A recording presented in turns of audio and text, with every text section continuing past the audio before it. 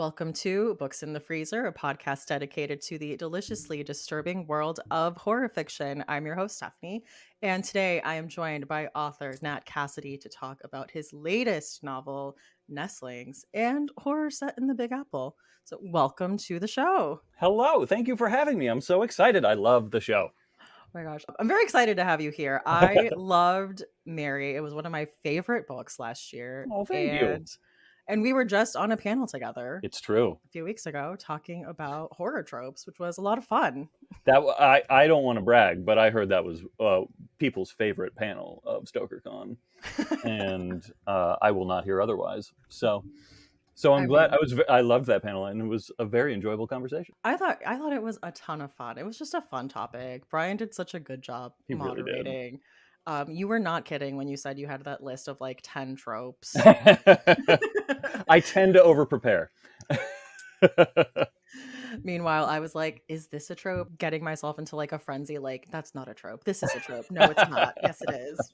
But I feel like we had a lot of fun and a lot of stuff that I think even comes up in Nestlings, which I enjoyed and we can get into. Actually, do you want to tell people a little bit about Nestlings? I can tell people about Nestlings, sure. And thank you very much. Thank you for your very kind words on it and for reading it.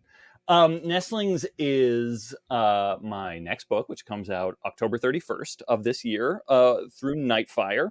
And it is about a young couple in New York, Anna and Reed.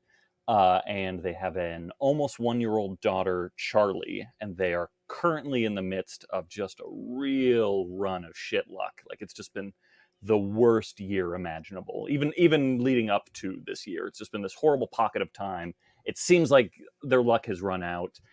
Beloved family members have died. It takes place now too, so like they're just coming out of the pandemic and how the pandemic affected New York and living in New York.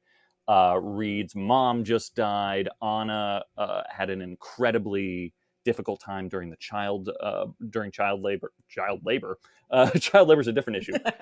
Childbirth, the labor, and it was a really difficult process that exacerbated this injury that she almost forgot that she had, and it's wound up basically inflicting her with paraplegia. She's now paralyzed from the waist down.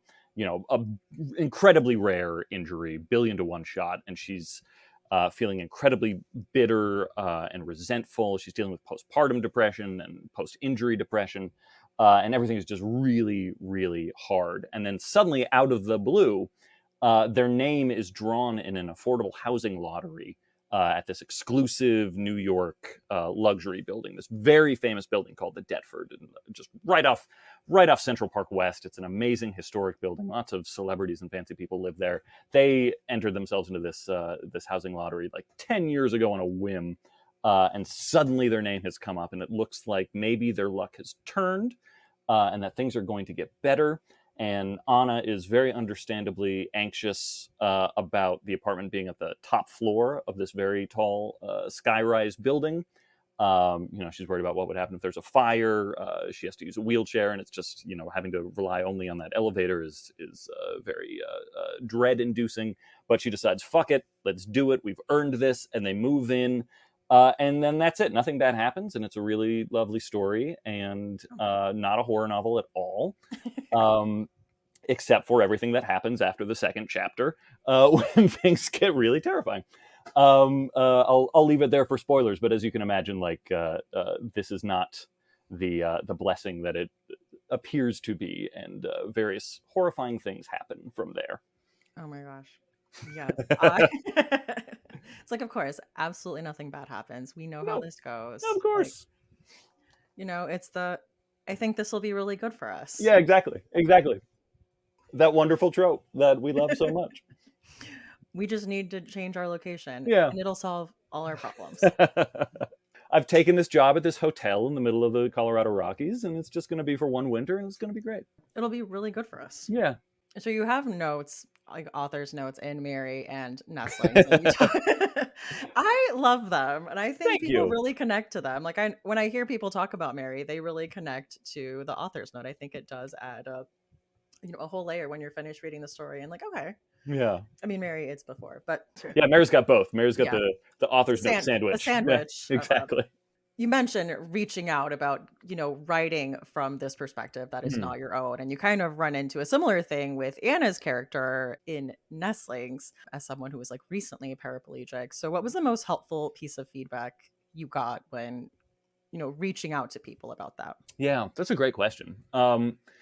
It's interesting because I one of the things that I was really uh, compelled to write about for that character and the emotional journey that she goes on is that I specifically wanted it to be a new thing for her. And I wanted it to be an uneasy fit for her, like as a character. Speaking of her like backstory and whatnot, she used to be a professional dancer and then a physical trainer and a personal trainer, and it's just a very physical person. That's her coping mechanism for life. If she feels stressed out, she goes for a run. Like she's that sort of person. And so, what would now needing to use a wheelchair be like for that person? Was something I really wanted to explore, especially because my as you know from the afterwards in Nestlings, like my wife was going through this horrible chronic pain that basically left her bedridden for almost a year. Also, growing up, my mom had progressive MS, so I kind of watched as she lost her sort of physical independence and whatnot. And so I've had these very close examples in my life of people dealing with like a recent disability, and I wanted to examine that and kind of dramatize that and explore that.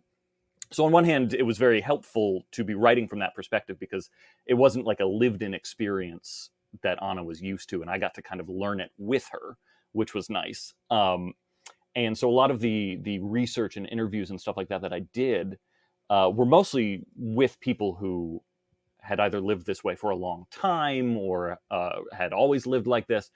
And so most of the really helpful stuff I got was in reminders to be really specific about her diagnosis and how it's affecting her.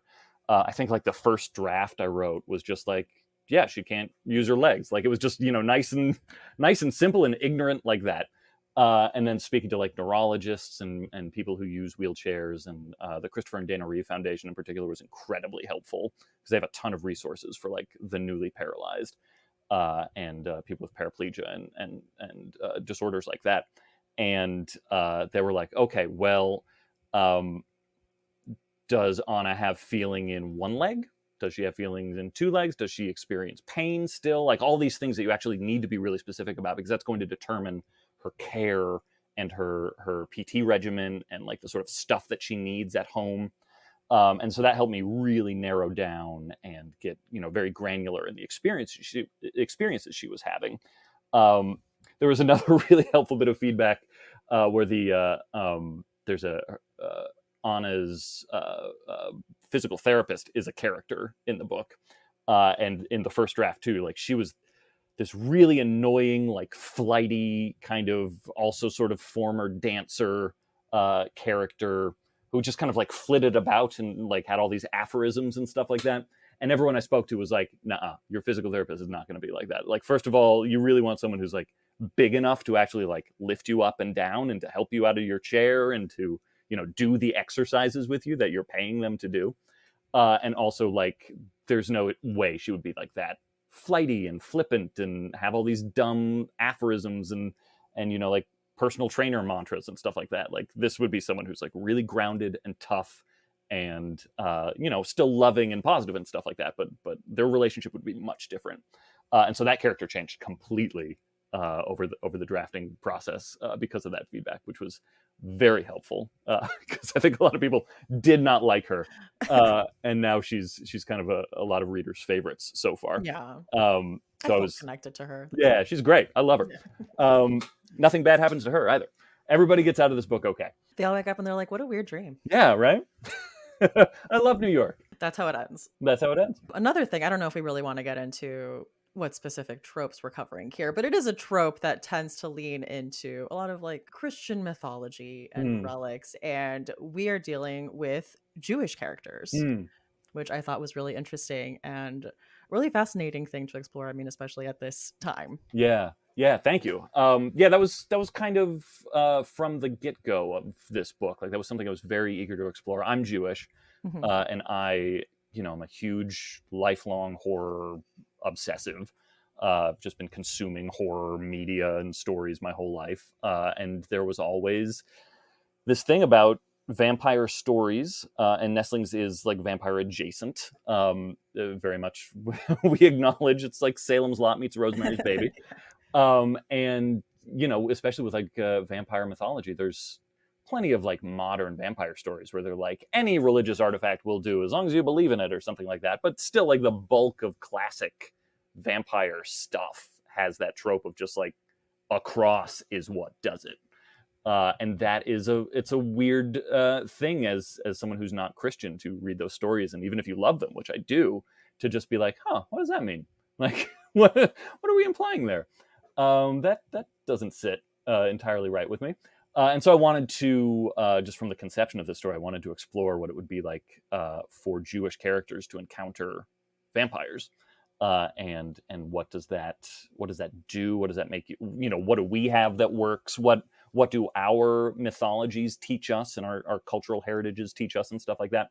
I knew this was always going to be a very New York story, also, and New York is a very Jewish city too, as many anti-Semites love to love to acknowledge. So like I knew that they were all going to be like tied together. This sort of feeling of cultural outsideness, but also like this sort of uneasy home that you find yourself in, and these cultural feelings of like not having the right weapons to fight the monsters that are attacking you. And it was written again like during the height of the pandemic in the city. And that was also when there was this huge upswelling of hate crimes, and a lot of them were also against Jews. This was like right around when I think I first started writing it, right around the Tree of Life shooting happened, and you couldn't go to a service or anything like that without like armed guards outside of the synagogue and whatnot. And so it all kind of contributed to this, what I'm hoping reads as like an authentic snapshot of what it means to be culturally, even if not religiously, because religion is not a huge part of this book, but just kind of culturally Jewish in America at this moment, and kind of ground the horror in that real sort of Yeah. stuff. I mean, I think it definitely succeeds in that. Yay. And I know like one of the ideas we tossed around was doing like Jewish horror. Yay. And I would have gone with that if like the only Jewish horror book I could think of was The Tribe Yeah, by there's Barry not a Wood. lot. There's And I not was a like, I lot. have one. Yeah, and that's a great book. I love It that is, book. It's yeah. fascinating. Also, New York book, right? Yeah, right. Very New York, very very Hasidic. There's a couple of the one other book that I really was drawn to for this is The Keep by F. Paul Wilson. That is one of the only books I've seen or ever encountered that's like a Jewish slant on vampirism.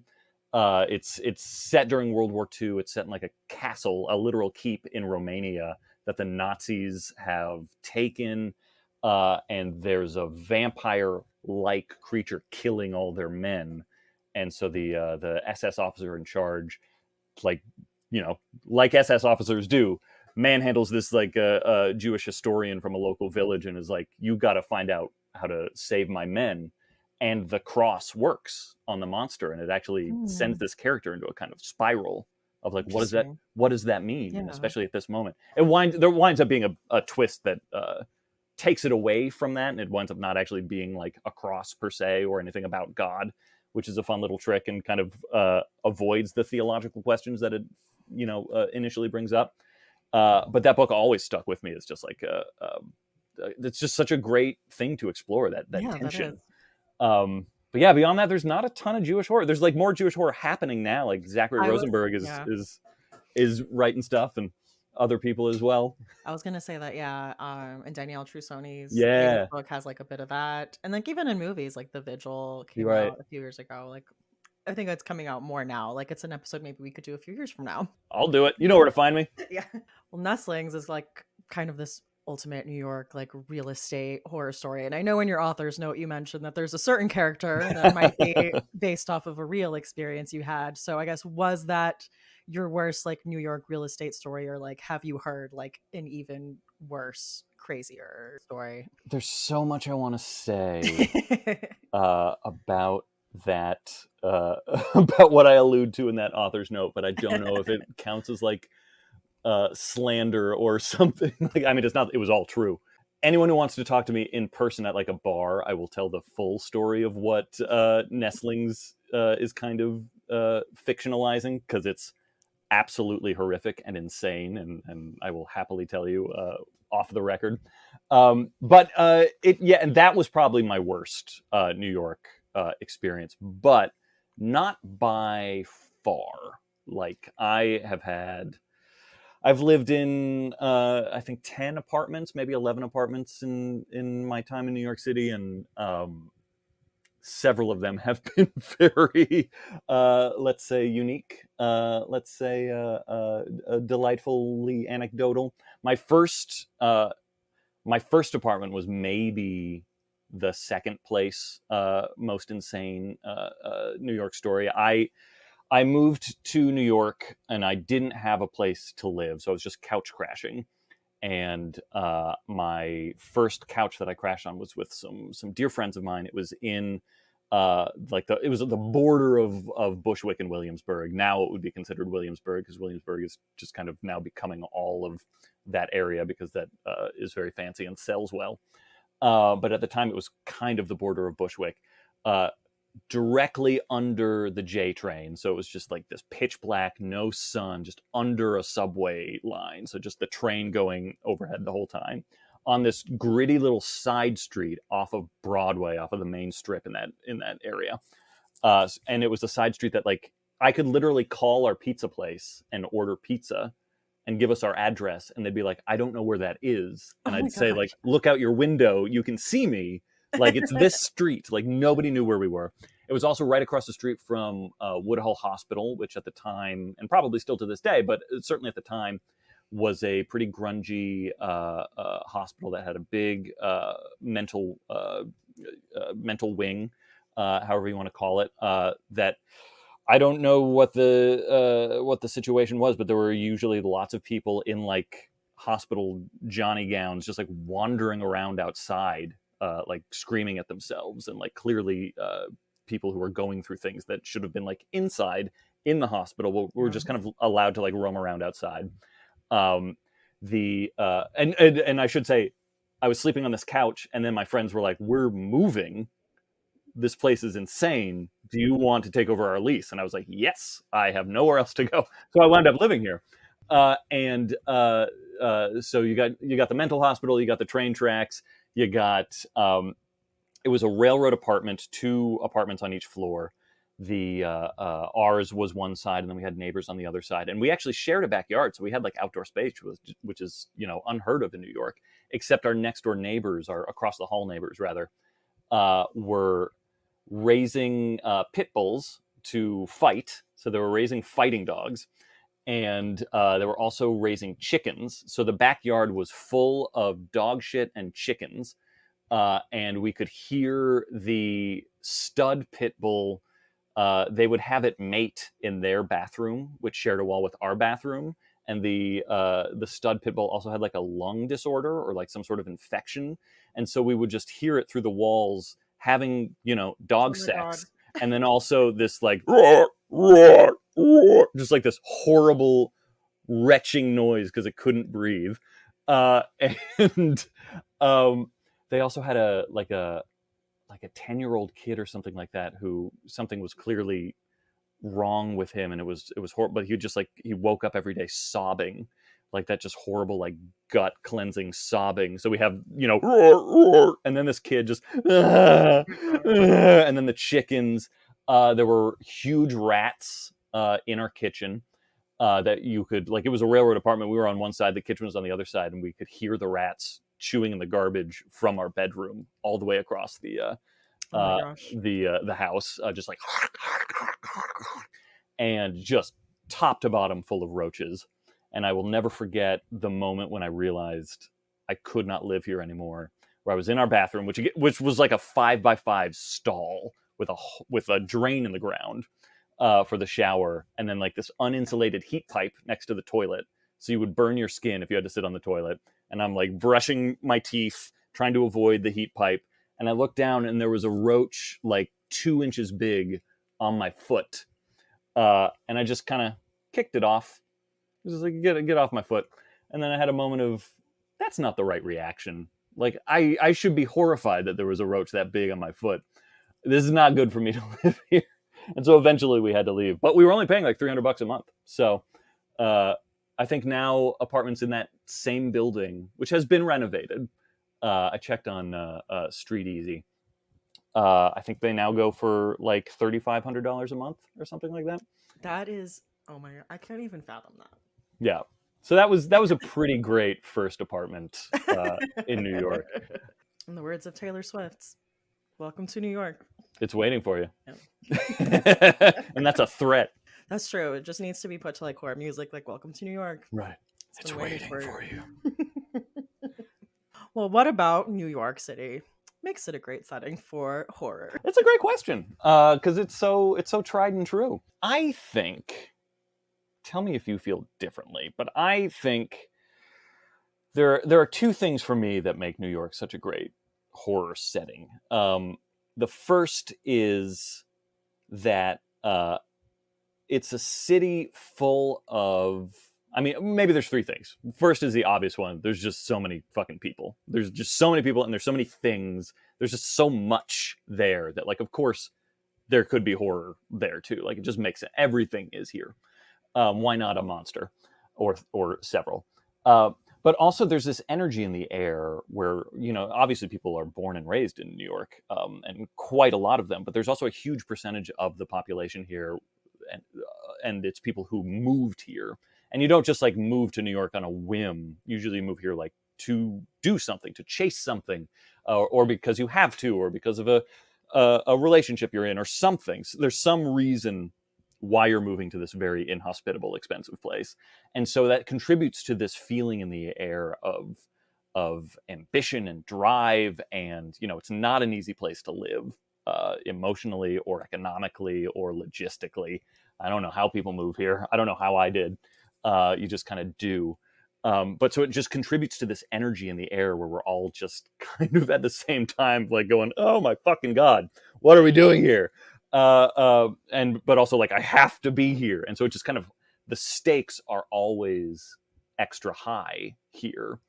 And the other thing I think that makes New York such a great location for horror, and for stories in general, but especially for horror. And I apologize in advance because this is a really fucking like actory thing to say. But I was thinking about it and I was like, this makes sense to me. So I'm going to see if I can articulate it in a way that makes sense to someone who's not me. But living in New York reminds me a lot uh, of working on film and TV. And I say film and TV especially because like it's very hard to like lie on camera. You have to like give as authentic a performance as you can on camera. But the thing is, acting, especially screen acting, is like this weird double-edged sword where you also have to do very technical things and repeatable things. You have to make sure if you moved that prop in the master shot with your right hand, you got to always move it with your right hand, and like you've got to make sure to like cheat towards the camera so that all of your face can be seen and lit and stuff like that, while also trying to give this authentic like life sort of portrayal while there's like 30 people around you with equipment and all praying that you don't fuck it up and have to do it twice because everyone's very annoyed and you're running behind schedule. So it's just like this weird feeling of trying to give a lifelike performance under very artificial circumstances.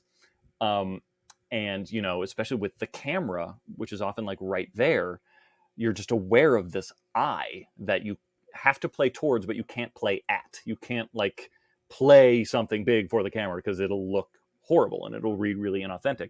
And at the same time, when you live in New York City, you're trying to lead this life. You're trying to like live your life. And there's a part of you that just can never forget, much like you can't forget in your screen actor training, that there are eyes on you all the fucking time. You're just never alone.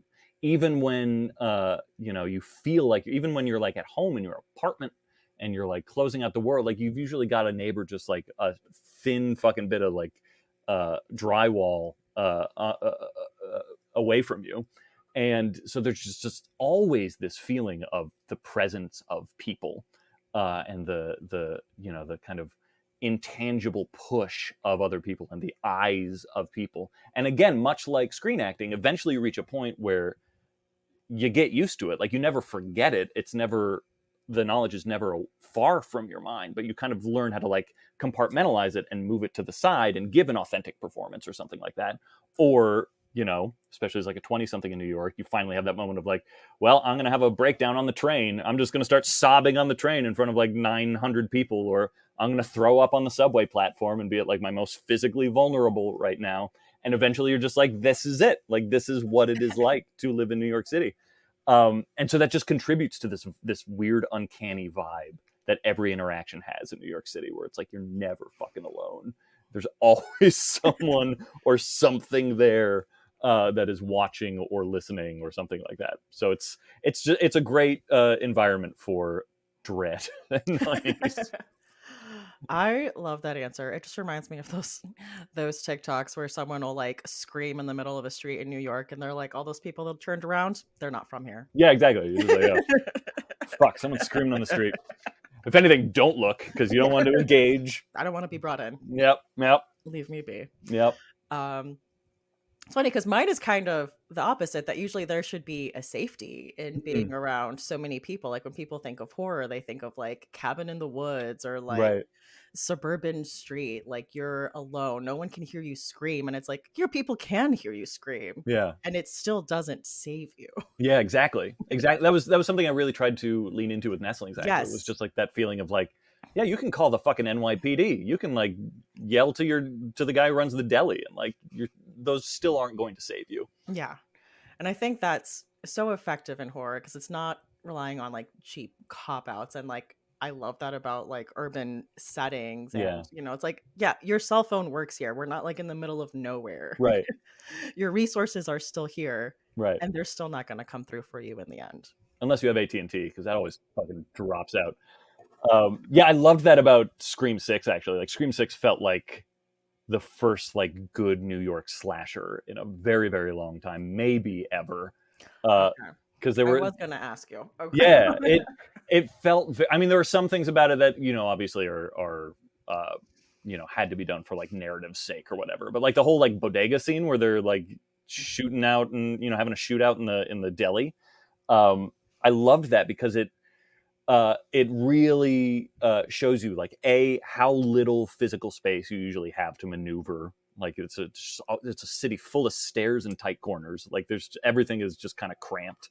And also I loved that you do have that weird isolated feeling in New York, but at the same time there's also usually someone who is there to help you, or like multiple people who are there to help you.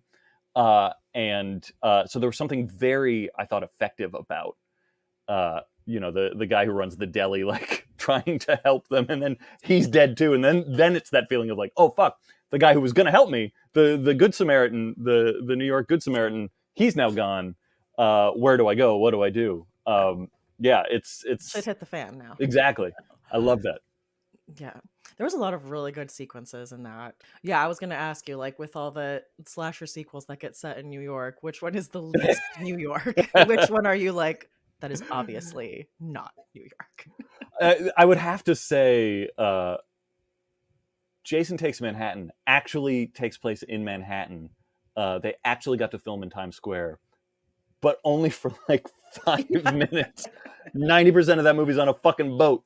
So that to me is like that's the worst one. And it also like I forgive it though because it has that weird twist at the end that apparently the New York City sewer system gets flushed with like radioactive poison every day. Apparently, so I guess that's something I didn't know about the city I live in.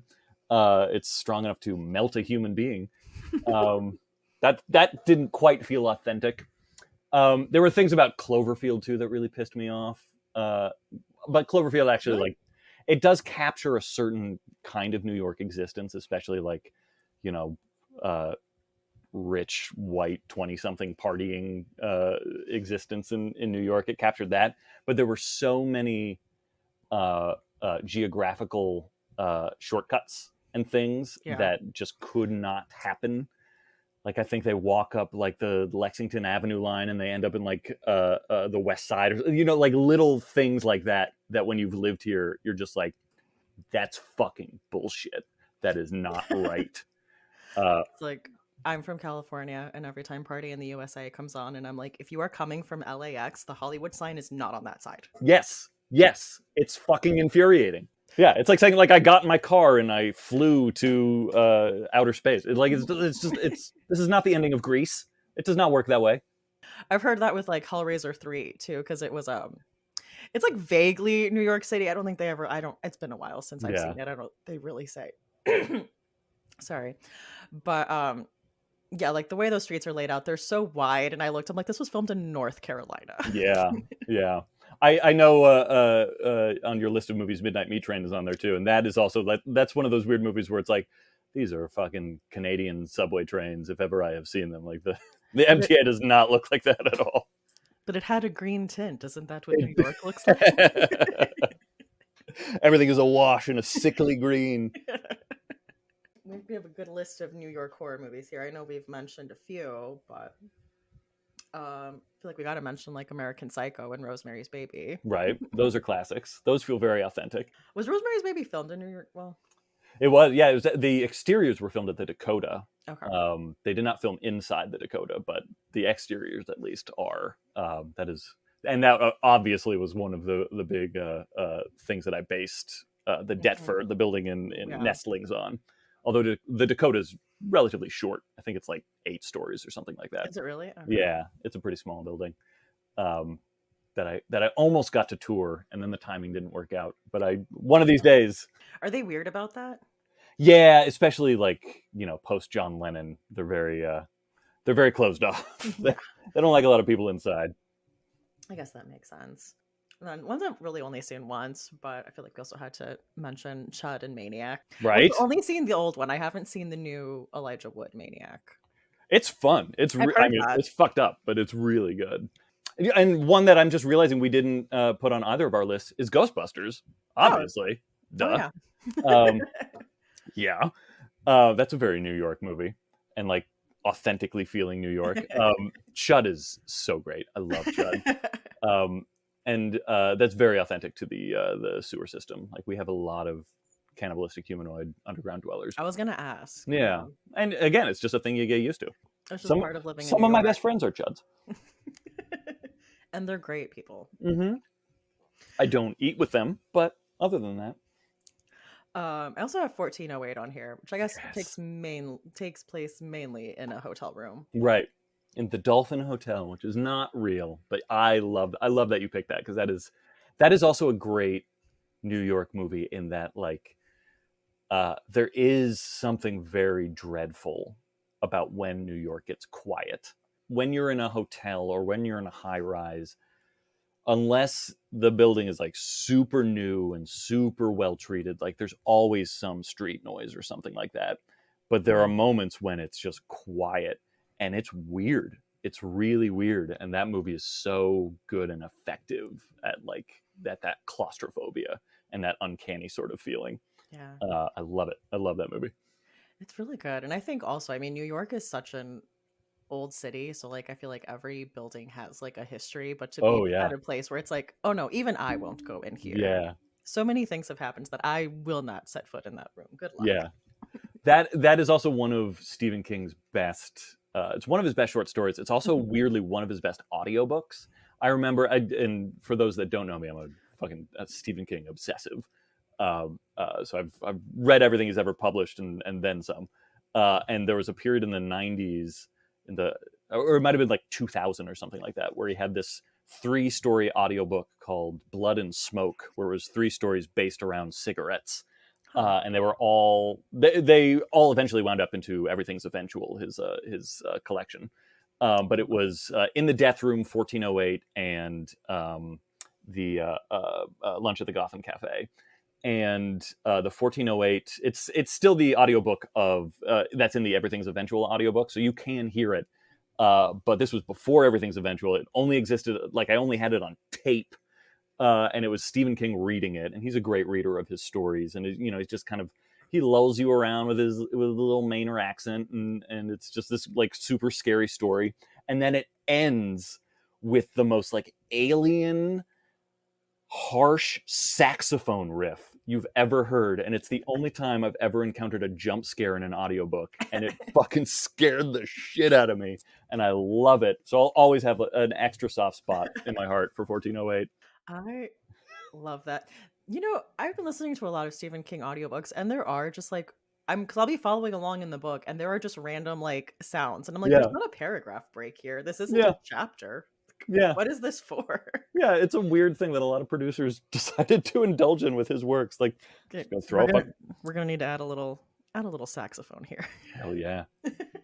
I don't know what it is about the saxophone that it's just so New York to me. There's a moment in Nestlings too where someone is busking on a saxophone, and it's this moment of like acknowledged like, oh, this is a really New York cliche moment. Yeah, there's just something about a saxophone that's so it's Springsteen and Billy Joel, I'm sure. They just like Yeah. make you feel New York. Or Baker Street, that song Baker Street. Just feel like New York.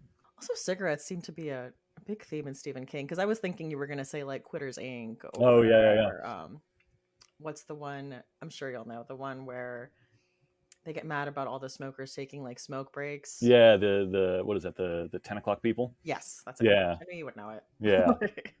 And Quitters Inc. is also in Night Shift along and in Cat's Eye, along with The Ledge, which takes place on a ledge outside of a New York apartment building, which is also great. Yeah, I was thinking of that story too. Sometimes I get that story confused with 1408, and I think they're the same Yeah, one, and then I'm like, no, those yeah, are 'cause different stories. they both have very, especially the movies, have very similar shots of like someone crawling out onto the ledge. Yes. Well, do you have any New York horror movies you would want I to talk about? do, I do. I have too many. Uh, and so to like break it up a little, I kind of put it into two buckets where there are the like gritty New York horror movies that are like, Hmm. even just by virtue of time period, they tend to be like 70s and 80s, where it's just like New York is this like sweltering, dirty, sort of Hmm. dangerous place.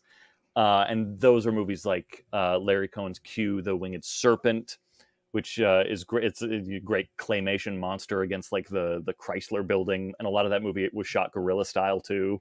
Really? Yeah, so it's it's very authentic. They did get permission to shoot inside the Chrysler Building for like a heartbeat, but that's a fun little glimpse. Um, and that's great. It's what is it? Quetzalcoatl is Q, the winged serpent. So it's like this. I forget if it's Incan or Mayan monster just alighting on the city. The Wolfen is a great that came out in like 1981, and that is just literally the NYPD versus werewolves, and just like ravenous werewolves. I believe they wind up on like Staten Island. Albert Finney is the head cop, and it's just so New York. It's just so fucking like New York against werewolves, and it's great. But it also like does kind of give that sort of feeling as books like The Tribe do, where there are just so many communities in New York, and the Wolfen, these werewolf creatures, are just one of these communities in New York. And it's great. Like it really you feel that in that movie in a really authentic way. Um, there's The Sentinel is that's also a great book, and The Wolfen is actually a great book too. Whitley Strieber, and The Sentinel is Jeffrey Convitz. And The Sentinel kind of falls in with Rosemary's Baby. It's like Mhm. it's fancy apartment building horror. So it was also very influential to Nestlings, but that takes place in Brooklyn Heights, and this like supermodel gets an apartment in this fancy building in Brooklyn Heights that just happens to be a portal to hell. Oh And my gosh. it's great, and it's really scary, and it's also it's just a cavalcade of New York actors at the time. So like Christopher Walken's in it. There are a couple others that I'm blanking on. But you watch that movie and like you get like sucked into the horror of it, and then it's just like yet another 70s or 80s era New York character actor, and you're just like, holy shit, everyone is in this movie. It's very satisfying. Um, uh, there's another wild movie, Basket Case, Yeah. uh, which is that is a lot of really authentic to the time Times Square, and it's just like so. It's literally just like the director with like a handheld camera. The movie was made for like a couple $1,000s. It's so cheap and it's so good. It's so fucking weird. There's so much screaming. It's maybe the most scream-filled movie you could ever want to see. Everyone is just like shrieking at the top of their lungs, and most of the cast like aren't actors too. So it's such a great New York vibe. And Jacob's Ladder is one that people forget is a New York movie, but it's very Brooklyn, and like a lot of it like takes place in like the subway tunnels and stuff like that. It's just the Jacob's Ladder, I think, captures a very authentic New York experience. Where obviously it's about, I won't spoil the twist for those that haven't seen it, but like superficially, it's about a Vietnam vet dealing with really severe PTSD. Mhm. But it does capture, even if you don't have Vietnam related PTSD, like it does capture this experience that I think everyone who like lives and spends their 20s, especially in New York, will experience, where you're just at like a party and things get too insane and like you start to lose your grip on reality. There's an incredible sequence in Jacob's Ladder where like I have felt like I have experienced as well. Just like, the music is too loud, people are too frantic, the room is too crowded, it's too hot, and like you just feel that like slippage that is terrifying. Um, so you've got that bucket of New York movies, but then there's also this bucket of like, I want to say like the classier version of New York, or like the more like antiseptic, the less welcoming, the less sweltering version of New York, that is like just as scary. It's a little more refined. It's a little more, um, you know, it's like the more like upper class sort of versions of New York. So again, there's like Cloverfield. I think captures that really well.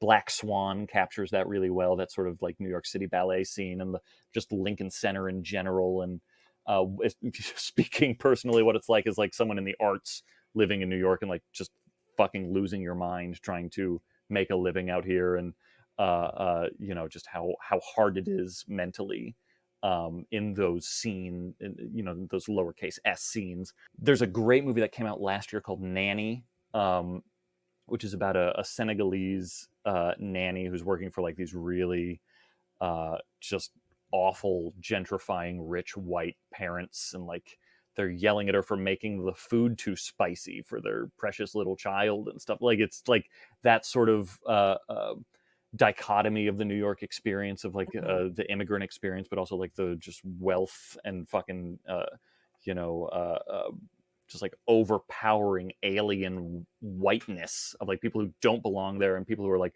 bleaching the city of its identity Yeah. and its immigrant kind of rich identity at that. And that's great. It's just a really great, like, it's like one of those vibe movies that you just kind of feel a character like slowly losing their center. But Love there's it. also like a lot of great like uh, uh, Senegalese mythology and stuff like that in it too. It's really great. And then there's another movie that like I feel like borders the two buckets that I've kind of described, which is Requiem for a Dream, which is also very, Yeah. um, there's something about that movie where you can just feel the push of class consciousness, and it's a very Brooklyn movie. It's a very outer boroughs movie, Mhm.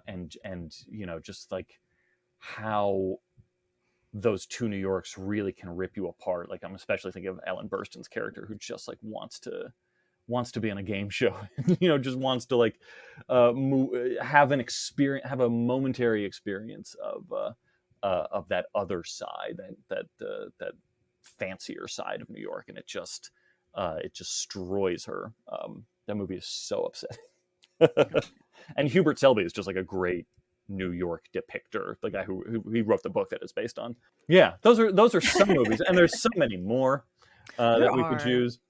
It's Hollywood's backlot, baby.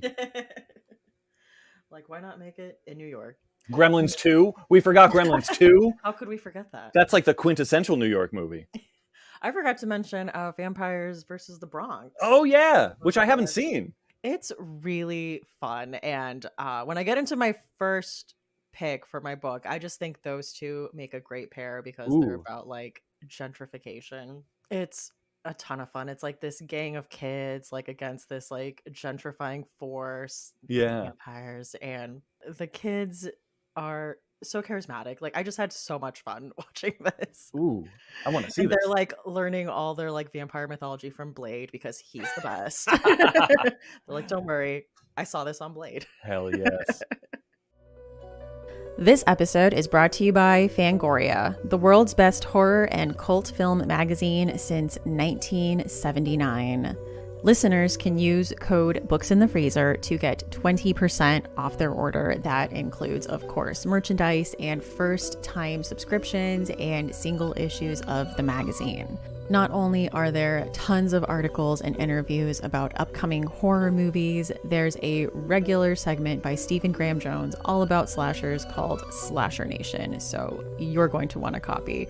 So again, that is code BOOKSINTHEFreezer, and thank you, Fangoria, for supporting the show. All right, well, should we talk about some books? Yeah, I want to hear more about this book. So that book is When No One Is Watching by Alyssa Cole.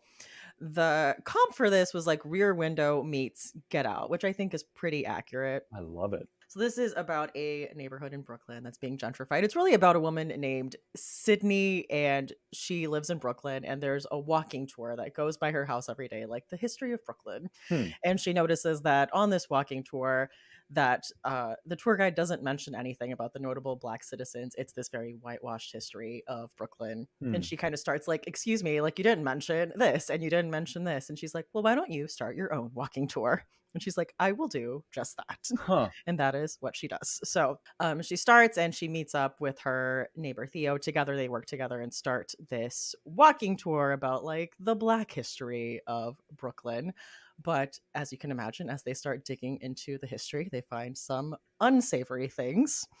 And they start to kind of connect dots. Like a lot of their neighbors recently have like moved to the suburbs very suddenly, or like, you know, this person was here forever. This person was here for generations. They were like the third generation. There's no reason they would ever leave, but suddenly they're like taking big payouts and leaving, or so they're told. So they're kind of digging into like, is there something more sinister going on here? Is there like an outside force that's causing this? And like, how long has this been happening? It was very interesting. Also, Alyssa Cole is a romance author, and I think this is her only like foray into like the thriller horror space. Oh, interesting. Yeah, and it was very good. And also, if you still want romance, the romance is still there. I'm sold. This sounds amazing. That kind of sounds like Anne River Siddons, who only wrote The House Next Door. Like she had just this one horror novel. It was a classic, and then just didn't write in that genre again. That sounds like, great. Wanted to prove I could do it. I did it, and now I'm gone. Ooh. So I had a lot of fun with this. I would say this was room temperature, but it really starts to like ramp up towards the end when, you know, when all the pieces are getting like put together and you're like, okay, I see where this is going. You know, it's a conspiracy thriller, so the tension really goes up at the end. So that is When No One Is Watching by Alyssa Cole. I had a hard time narrowing down my books, so I managed to narrow them down, I think, to 4, because there are so many. But the first one that I wanted to include is Audrey Rose by Frank De Felitta, or Felitta. I've never actually heard it out loud, I think, or tried to say it out loud. I don't know if he's still alive, so forgive me either way, Frank. But that is a fascinating book. It was a big influence on Mary, actually, because it's one of the few horror novels to deal with reincarnation, like directly deal with it.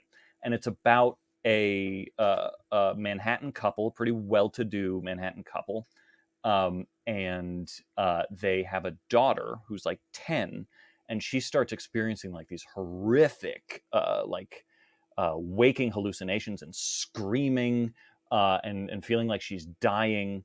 And this super random out of the blue dude shows up, and he's like, I know why that's happening. She's the reincarnation of my dead daughter who died in a fire and died the same day your daughter was born. And it's just this sudden injection of this fucking this stranger in their lives. And you know, they do the obvious thing, and they're like, please get away from us, dude. I was just about to ask you. I'm like, how quickly is this? What gets really fascinating is like it progresses the way you might think for a little, like the girl's situation gets worse and worse and worse. Eventually he like kidnaps her because he's like, I'm going to I'm gonna like exercise her, I'm gonna put my daughter's spirit at rest and like see if I can solve this situation. It does not go well. He gets arrested, and the like second half of the book, and it's not a short book, winds up becoming a criminal like courtroom trial, uh, where he essentially has to prove in a court of law, it's his only defense, is that she is the reincarnation of my dead kid. And so he has to prove in court the existence of reincarnation. It's fascinating, and like hypnosis is involved, and all these things, and it gets pretty heavy on like reincarnation theory and stuff like that. But it's great, and the audiobook is actually fantastic because I want to say it's Matt Godfrey narrates it. I'm 99% sure it's Matt Godfrey, and he does an incredible job where like the girl's screaming, especially towards the end, because it has a very tragic ending, is so upsetting, and like just it will give you chills listening to it. And the situation, like he does a great job making it actually feel like very authentic and real. And so like you believe both sides of what is going on, and like how horrible it would be to be convinced that that's your reincarnated dead daughter, and how horrible it would be to have this fucking rando come in and like overtake your life, but also like your daughter is clearly like not well and something horrible is happening to her. So it's really emotionally compelling. But the reason why I think it's a great New York horror novel specifically is because of that phenomenon of just a stranger coming up into your life and completely changing the trajectory of your life. Like that, Oh, wow. there's so many people in New York, and you're interacting with so many people all the time, that is like a very real fear and a very real phenomenon. Like that is something that can happen. So it captures that very well. That essential New York experience. Yeah. Or the who fear, is I guess. who is The talking to me? New Oh York god. possibility. Right. Oh man, where would you rate that? Oh yeah, right. I would say it is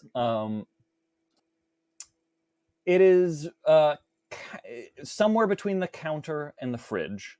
There are some moments that are freezer worthy, because it does get scary, but it is a very long book, and mostly it's an interesting book. It is a very intellectual book, so it's not like the most emotionally engaging at times. But yeah, uh, I would put it on the counter, but occasionally I'd be like, "Did I put that book in the fridge?" And then realize like, "Oh, I put that book in the fridge with my keys."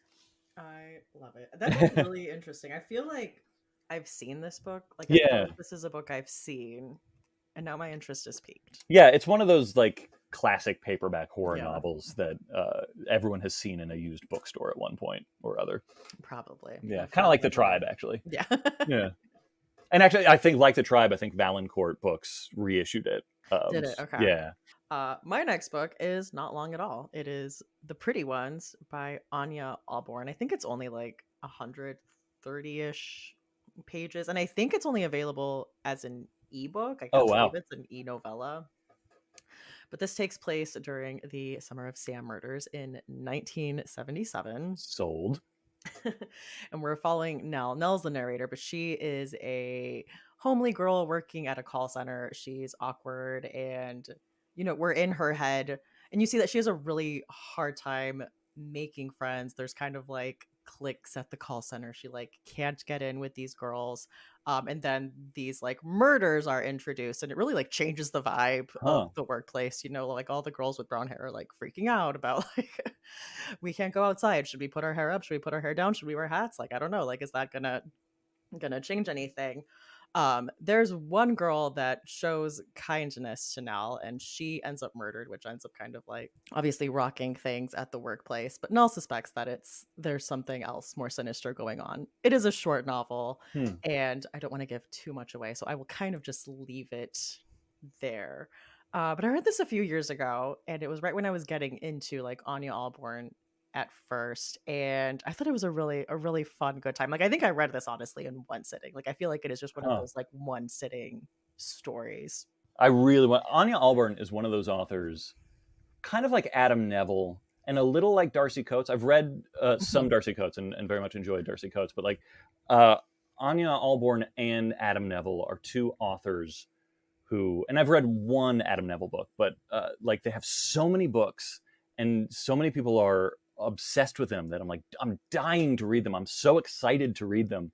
And then I'm also like so intimidated by how many books they have already. I need to read Brother. I know that's like the one I Yeah. have to start with. I haven't read that one yet, and I know that's like the one. Right. Yeah. Especially on like TikTok, people fucking love that book. So like, I really want to read it. But she has so many books, and I'm hats off to her. Like, I really want to read as many as I can. Darcy Coates, I know because like, as my last name starts with C, she is how I find if my book is on the shelf, because like I just go to where the like 20 Darcy Coates books are, and I'm like, okay, that mine should be somewhere around there if it's anywhere. Yeah, she's a Uh, machine too. yeah, yeah, and great. Like I really loved From Below. I thought that was really, really good. I need to read Uh, that one, but I feel yeah, like I read one of her books, and they're like, "This is part of like a trilogy." I'm like, "What? right, What is this? Where does this woman find the time?" exactly. I would put this in the fridge. It's a pretty fast paced thriller, and I think it's a fun read. Okay, Again, like I feel like there's more I want to say, but I can't say it. yeah. It's like I'm like it's inspired by. No, I can't say it. Okay. All right, I'm gonna read that, and then we'll confab off mic, and then I'll tell you all about my landlord. Um, Former landlord. My current landlord is great. My next book is Falling Angel by William Hjortsberg. This is another like classic paperback horror novel from the 70s, but it's set in the 50s. It's set in, I believe, 1959. And this is, so if people are not familiar with the book already, they might be familiar with the movie adaptation, which is Falling Angel. Or no, what did I say? Falling Angel is the name of the book. What is the Angel Heart is the name of the movie, with Mickey Rourke Oh and Lisa wow. Bonet. Yeah. Yeah, it is. Okay. It is a sweaty private detective noir, and it is like self-consciously pulp. It is very. It's like very like Raymond Chandler, very trying to be just a classic Yeah. detective yarn, like a gumshoe yarn. Unlike the movie, which like moves most of it to New Orleans, the book is set all in New York City, Okay. and so it's this great pastiche of like late 50s New York private detective tropes and stuff like that. And it's about a private detective who gets hired by a mysterious client who's like, I need you to track down this famous singer who was a war veteran who was in a coma, and after he got out of the coma, became a famous singer, and like he owes me money, and I need you to go find him. And so the private detective starts finding him, and exactly as you would think, like it leads him down this twisting road of bad acquaintances and shady characters and shootouts and chases and stuff like that. And similarly to the Pretty Ones, I won't go into too much description because it's got a massive twist that I don't want to spoil. But it gets very horror oriented, and it is so fucking good, and it is just such a great time period piece of New York, and just that feeling of, again, that sweaty private detective feeling of like there's chases in the subway tunnels and avoiding trains and just so many great little like set pieces like that. And it's probably not very scary. I don't think it's like a scary book, but I would put it in the fridge. I haven't read it in a long time. I'm sure there are bits of it that have probably aged poorly, and there's probably some problematic bits in there as well. So I'm not looking forward to the next time I read it and being like, oh, maybe I shouldn't recommend this book. But for now, I remember it very fondly. So that's my pick, Falling Angel by William Hjortsberg. Gosh, I love that. I did not know that was based on a book. Yeah, the movie's great. Yeah. It's a great movie. I Very know. sexy. Like when you said that, I'm like, isn't that a very New Orleans movie? Hmm. So Yeah. Yeah, the director was Alan Parker, who's British, and I think he thought that New Orleans would just be like a more interesting place to set it. And yeah, yeah, it's also notorious for being the movie that because there's a lot of sex scenes in it. It's very like 90s erotica, Mhm. and Lisa Bonet is the love interest, and I forget if she was like on a different world at this point or like just left the Cosby Show or something like that. But it was one of those moments Yeah. where Bill Cosby just kind of like inserted himself into it of just like, I don't approve. And so, especially in retrospect to just how fucking horrific a human being he was, it was one of those moments of like, all right, you fucking gross human being. Yeah. Nobody asked you to weigh in on your not actual daughter's adult film career, not like adult film career, but grown up Yeah. film career. Yeah. Yeah, I mean, I was like, I feel like we should look into people that like have issues like that, like yeah, the dad from Seventh Heaven, that's right, another one. Big like right, moral, like Jessica Biel can't be doing this. We have an yeah. image to maintain. Do you listen to You Must Remember This? I do. I haven't listened to that series yet, though. Yeah, because I was like, 90s erotica is like Yeah, multi-part series. It's like a Basic Instinct, Pretty Woman, Disclosure. all the classics. Sliver, based on a novel by Ira Levin, who wrote Rosemary's Baby. It all comes back. It's all a circle. It's all connected.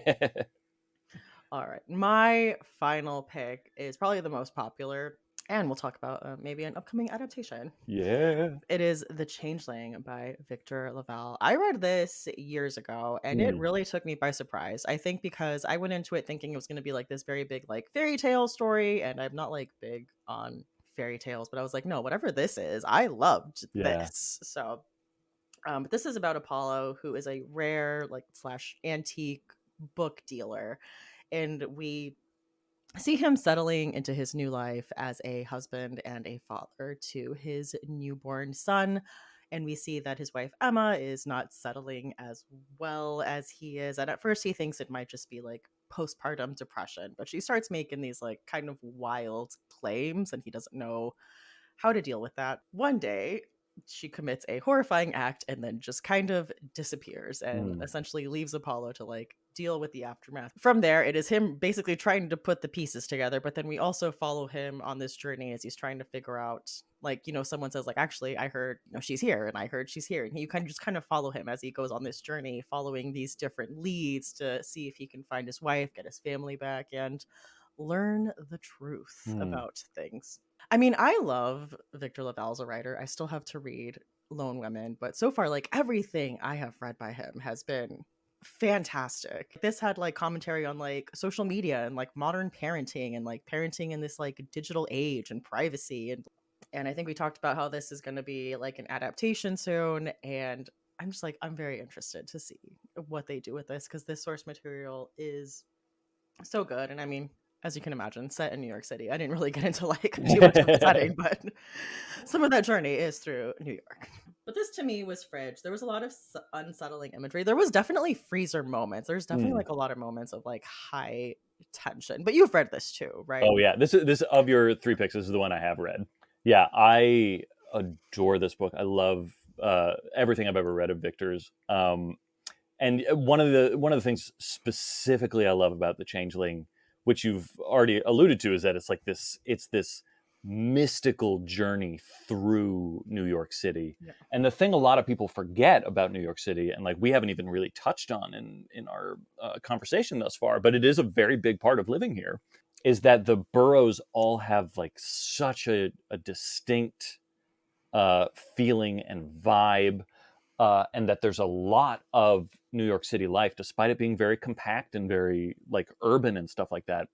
There's so much. There's so much green. There's so much wildlife. That's one of the reasons why I wanted to move here. I grew up in the desert, and I grew up in just like sun and dirt and cactus, and always loved how New York was like full of trees and greenery, and like people forget that like the Bronx is the greenest. It's just full of you know giant parks and Yeah. lakes and rivers. Like I still get a kick out of like going over a river every day. Like bodies of water are still fascinating to me. And a big part of the Changeling too are um, to not spoil anything, but there are all these little like islands all around Manhattan and the Bronx and Queens and stuff like that. And these islands are kind of uninhabited and wild, or there are like old ruins there, American ruins, so they're only like 100 years old at most. Relatively. Yeah, exactly. That's as old as we get in this country.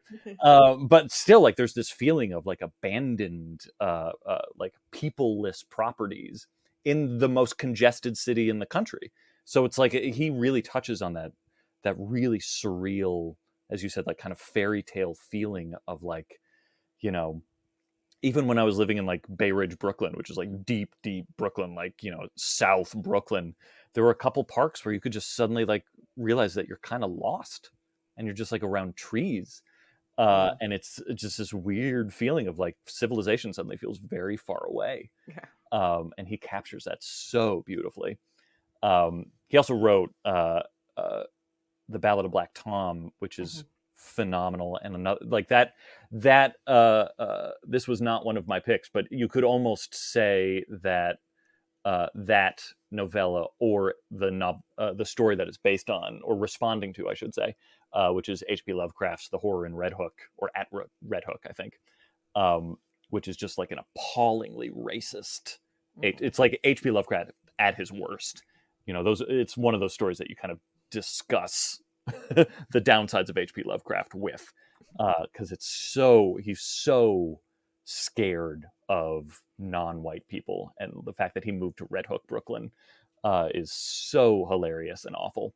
And so the fear of the other just like exudes off the page in that short story, and Victor Laval kind of took that story and turned it into something so beautiful and poignant and layered. He's just so great. He's so fucking good. Yeah, and I can't wait for that series. It's such a sprawling novel that I think it's gonna lend itself so well to Yeah. the episodic. Um, my I'm gonna blast through my fourth one, It's or my third one, just to get to my fourth one. My third one is kind of similar, in that it's like a very literary novel. So this also, spoiler, this maybe won't even be like a fridge. This is kind of like the recliner in the living room, sort of novel, because it's a Pulitzer Prize. It's Zone One by Colson Whitehead. But it's just such a great New Mhm. York story. It's post-apocalyptic, post-zombie apocalypse, and it's about essentially this guy who is part of a cleanup crew who has 3 days to clean up the dead from downtown Manhattan. And as he's doing this, it's a lot of flashbacks. It's very literary, but it's him just kind of thinking back on what the zombie apocalypse has been like, how it has changed the world, how it has changed Mhm. civilization. But the landscape is all very New York, and it's just a great, especially if you lived through the pandemic in New York City. It just is so evocative of that feeling of like the streets are empty and something horrible has happened. And it's great. It's such a great book. It's beautifully written. It's Colson fucking Whitehead, of course. Yeah. It's brilliant.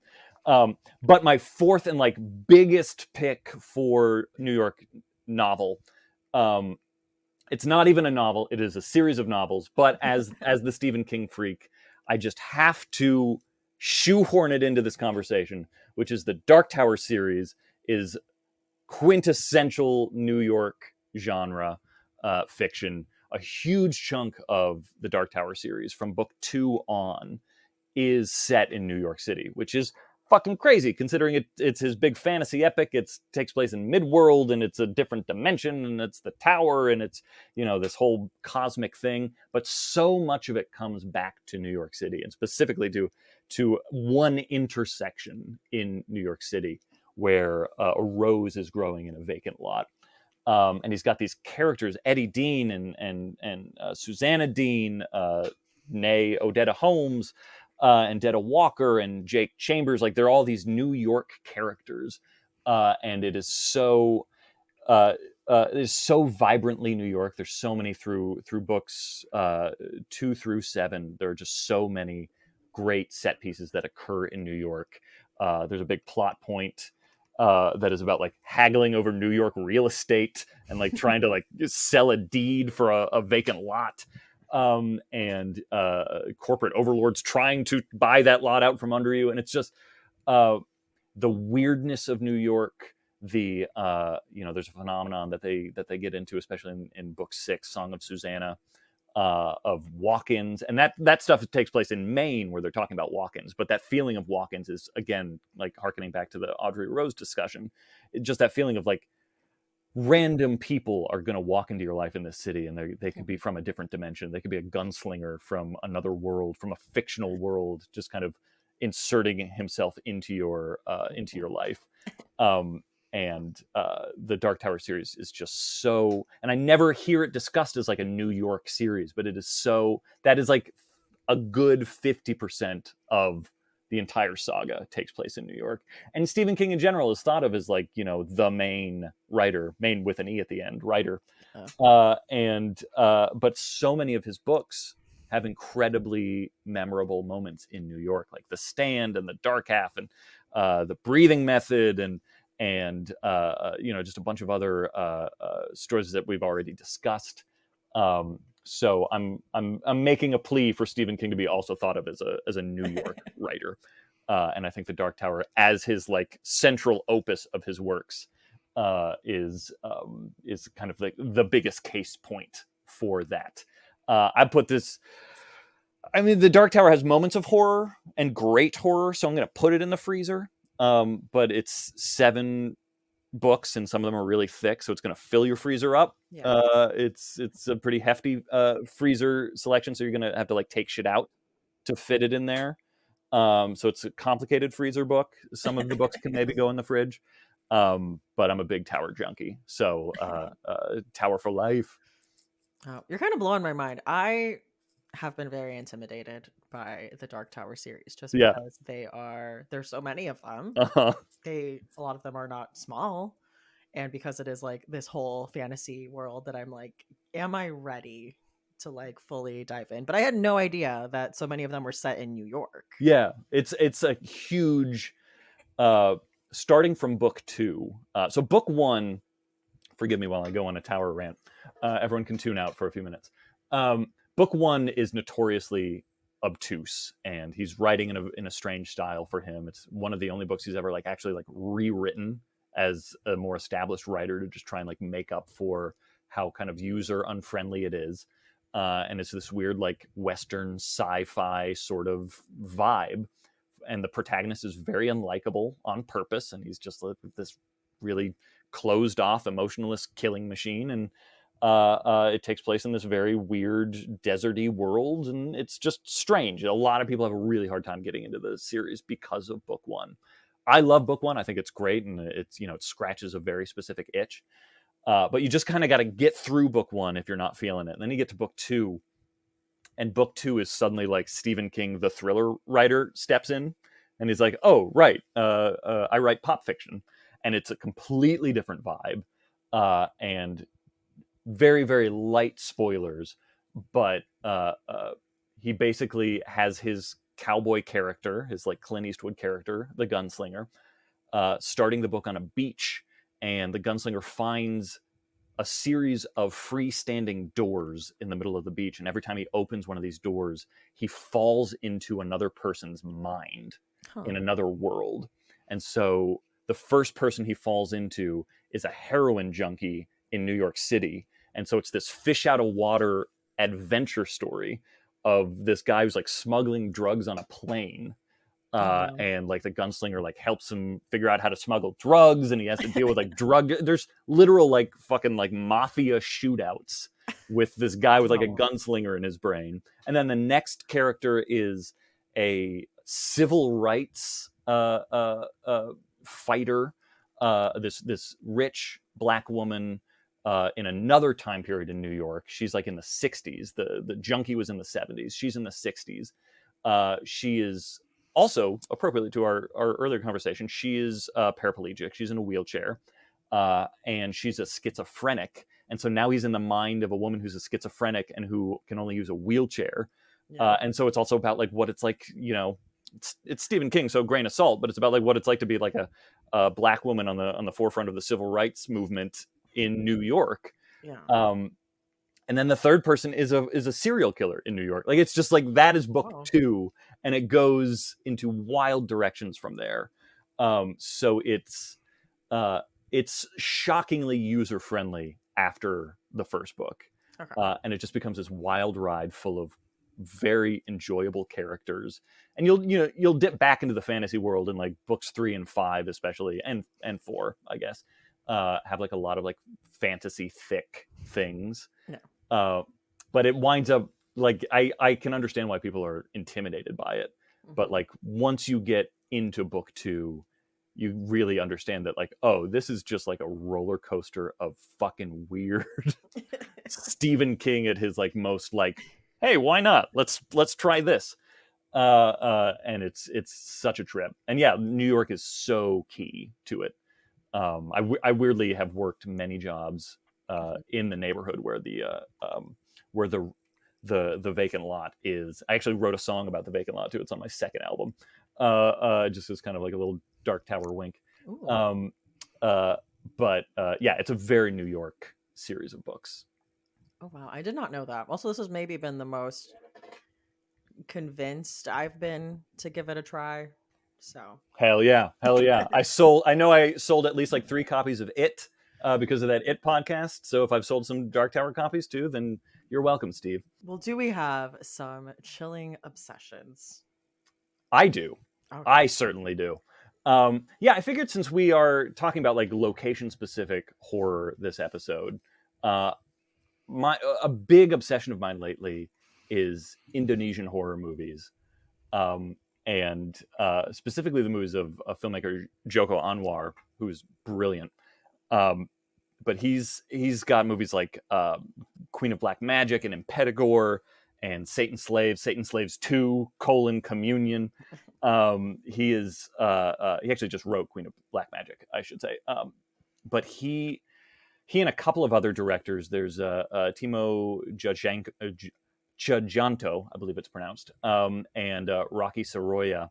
Uh, have kind of filmed this like triumvirate of filmmakers who are just like putting out classic after classic horror movie. And there's something about Indonesian horror, that scene where it's so every movie I have seen that comes from that market is so delightfully gonzo. Like it's like they all studied with like Sam Raimi or something like that. So it's just like the best blood and gore and energy. Like there's just this great energy to these movies.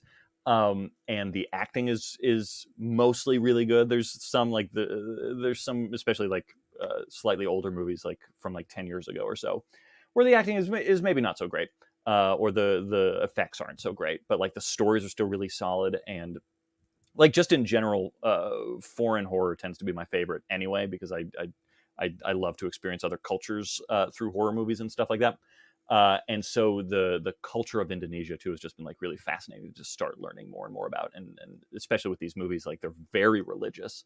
And so it's like Satan Slaves Communion, just as an example, is all about a very specific funeral rite in Indonesia, and how and the way that that is used as a source for horror is so fascinating, and it is so chilling, and it's so brilliantly done. If you liked Evil Dead Rise, the new Evil Dead movie, I highly recommend you watch Satan Slaves 2. You should watch Satan Slaves, the first one too, which is actually a remake of a Indonesian horror movie from the 80s, but watch the remake and then watch Satan Slaves 2 Communion, because Okay. it's one of the best apartment building horror movies I have ever seen. It's everything I wanted Evil Dead Rise to be, which I enjoyed too, but like uh uh Satan Slaves is just so fucking good.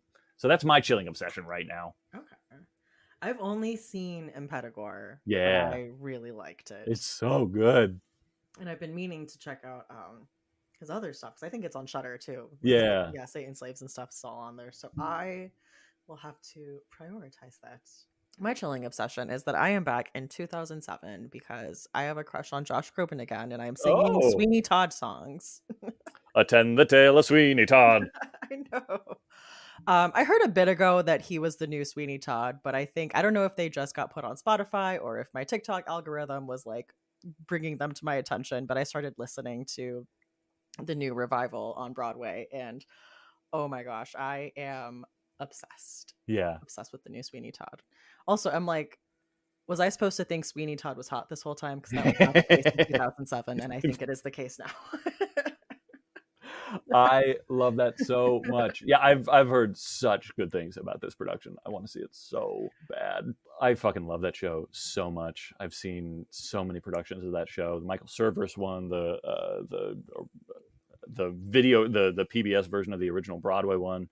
I love that show, and I've heard nothing but phenomenal Yeah, things I've about heard. this. Yeah, I've heard really good things. So He's great. Did you ever see or listen to Natasha Pierre in The Great Comet of 1812?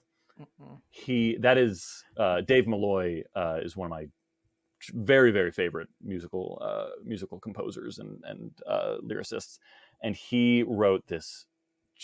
He wrote I should say he wrote a phenomenal one, maybe one of the best horror musicals outside of Sweeney Todd, called Ghost Quartet.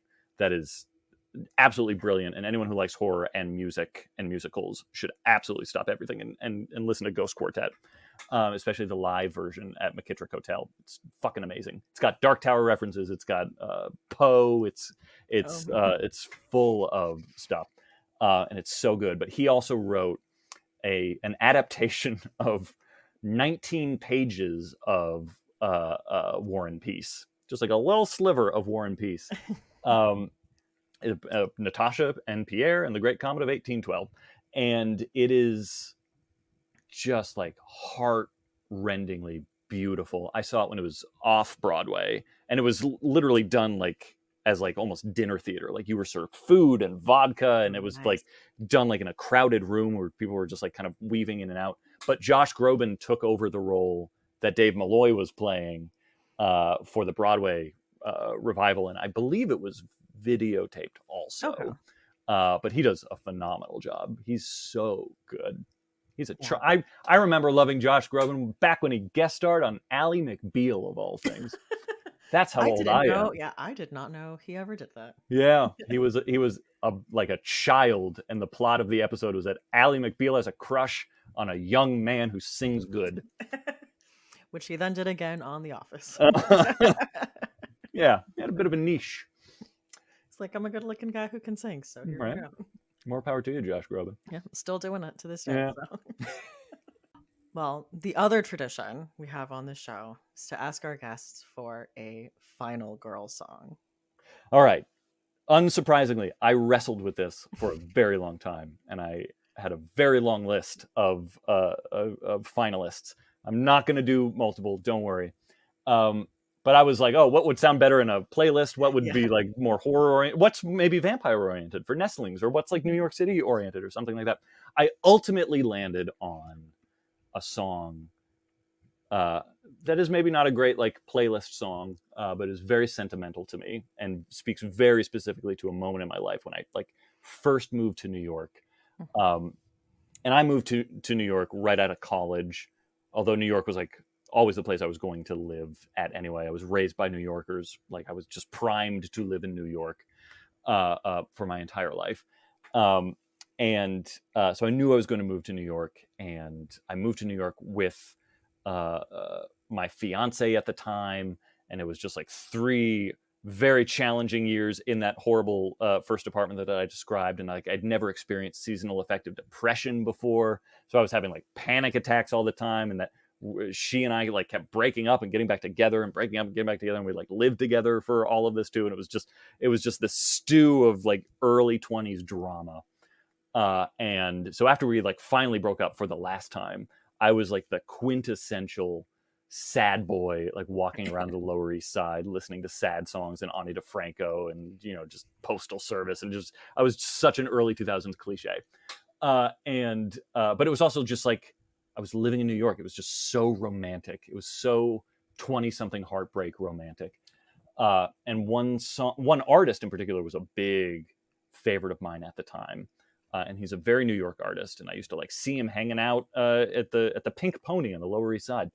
And he was used to be like a doorman at the Knitting Factory, which was a club that I hung out at all the time, and all that stuff. So and the song specifically, which I'll get to in a moment, the title, but the song specifically references also like my train stop, essentially, because I lived under the J train, and the only way to get on the J to get into Manhattan is to take the J to Essex and Delancey, where you get the F train.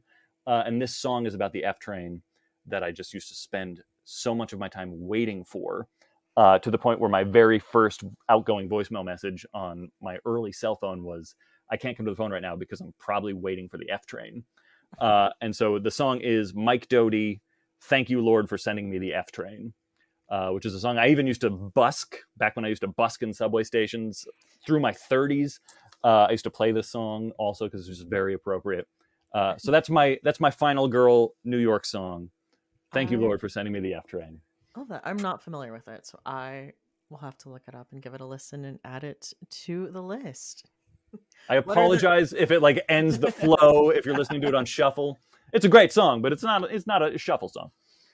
some final girl moments are sad. Like a final girl is very subjective. Like Yeah. are we catatonic, covered in blood? Are we like fighting a bad guy? Like what are the vibes can be different. Everybody final girls in their different way. Yeah. We all final girl at our own pace. Yeah, exactly. Just like New York. We're all just final girling out here. Yeah. I feel like loopy. I don't know if listeners will be privy to this or if Stephanie will cut it out, but Stephanie is so sick right now and has been such a champion powering through my long Sorry. fucking digressions. It's been fun because I've been like muting and like coughing my face off. I'm like, everyone should check out Nestlings. Comes out on Halloween. It So does. get yourself a Halloween treat and pre-order it today. It is a ton of fun. Should be coming out on audio then too, right? They can kind of get like it all at once. Exactly. Either Yeah. way. Yeah. We have a very exciting narrator who I don't think I can announce yet, but Ooh, I am excited. I will be waiting for that announcement when it is announced. All right. Well, thank you so much for coming on and talking to me today. thank you. My pleasure. Anytime. We have so many other topics we can pick We up at a really later date. can. I was so excited to do this. Like I said, I've never been to New York. So all of Oh, is that right? my I meant to ask. Yeah.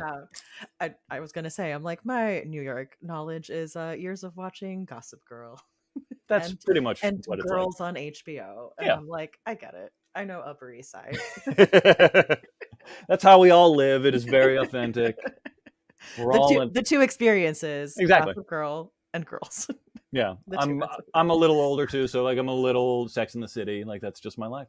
Of Manhattan's with course, my yeah. four friends and That's how you guys do. That's what you guys do all the time. All right. Well, thank you so much. thank you. Books in the Freezer is a bi-weekly podcast. We post episodes every other Tuesday. You can find us on Twitter or X as Books Freezer Pod, on Instagram and Threads and TikTok as Books in the Freezer, or you can send us an email at booksinthefreezer@gmail.com. Show notes for this episode and all previous episodes are at booksinthefreezer.com. The books mentioned will be listed in the show notes for this episode, as well as various ways you can support the podcast, like becoming a Patreon supporter on Patreon. There are 3 tiers, I believe, a $1, $3, and a $5 tier with all kinds of different perks at each level, like movie nights. We recently had a movie night. We watched Evil Dead Rise on Max and had a lot of fun. So if that's something that's interesting to you, you can check that out at patreon.com/booksinthefreezer. On the show notes, there are several other ways you can support the show, like merch or affiliate links. If you are looking for a way to support the show without spending any money, leaving a review on a site like Apple Podcasts or Spotify or whatever podcast app you use is huge. And so is sharing about us on social media. So thank you to all of you who have taken the time to do that. I'm Stephanie. You can find me on X at lady_Gagnon. That's LADY_GAGNON, or on Instagram at That's What She Read, and that's with 2 A's. See you next time on Books in the Freezer.